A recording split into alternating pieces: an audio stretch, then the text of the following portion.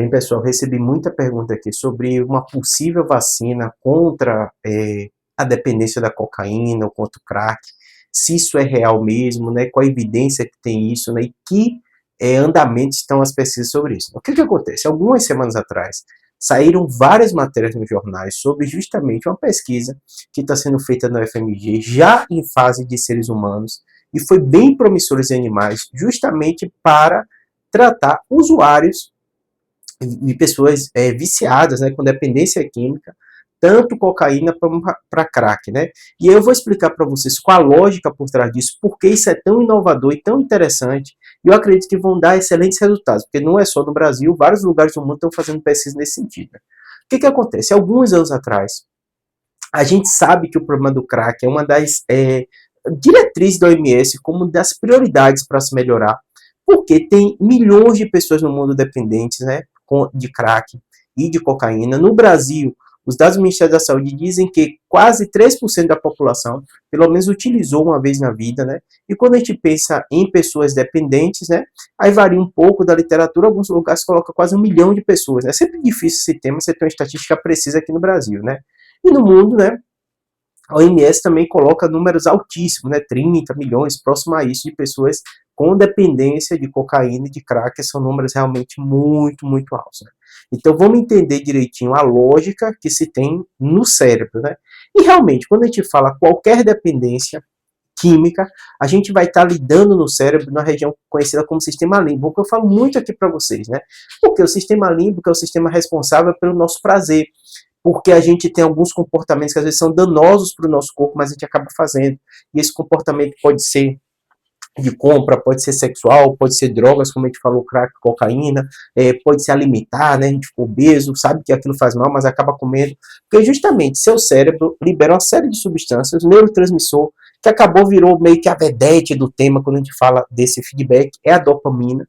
Então você tem um boom de dopamina, dá esse prazer, que nem quando você fica viciado em jogos, eu fiz um vídeo aqui sobre isso recente, é bem parecido, né? Compra, jogos, tudo bem parecido.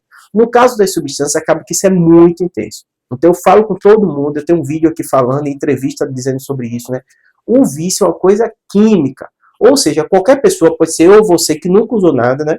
Se eu utilizar uma vez, eu vou sentir prazer, vai ser bom. Então essas pessoas às vezes confundem e falam assim, para mim não foi. É muito difícil porque tem uma lógica química por trás daquilo. Você pode ter até uma experiência ruim da primeira vez, mas se você acabar utilizando, isso vai ser bom. Por outro lado, você vai destruir sua vida.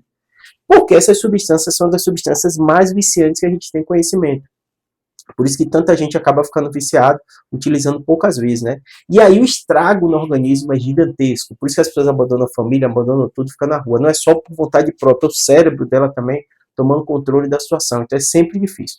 E qual a lógica da vacina? Começou a se descobrir que pessoas que utilizam essa substância, tanto cocaína como crack, o próprio organismo libera e produz alguns anticorpos para tentar reduzir o efeito que essa substância dá no seu corpo. Quase uma defesa do organismo.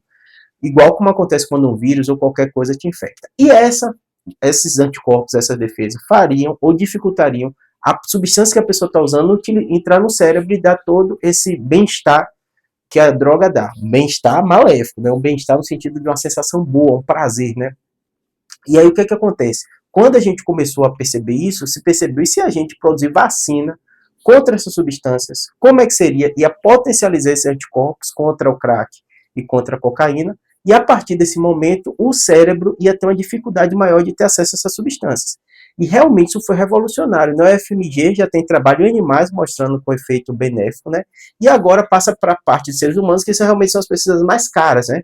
Porque vão ter que ter pessoas usuários, é uma série de custos que essas pesquisas acabam tendo, mas que eu acredito que vão ser revolucionários, e a tendência é que tenham resultados positivos.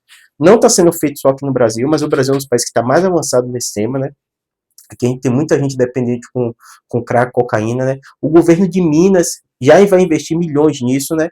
O governo de São Paulo também, alguns lugares colocam que uma pesquisa desse porte é quase 30 milhões, 50 milhões, mas o custo desses usuários ano é muito maior do que isso. Por isso que eu acredito que é uma tendência aqui no Brasil que esses estudos vão para frente e dê excelentes resultados, tá bom? Qualquer dúvida, deixa aqui no canal que eu vou tentar responder.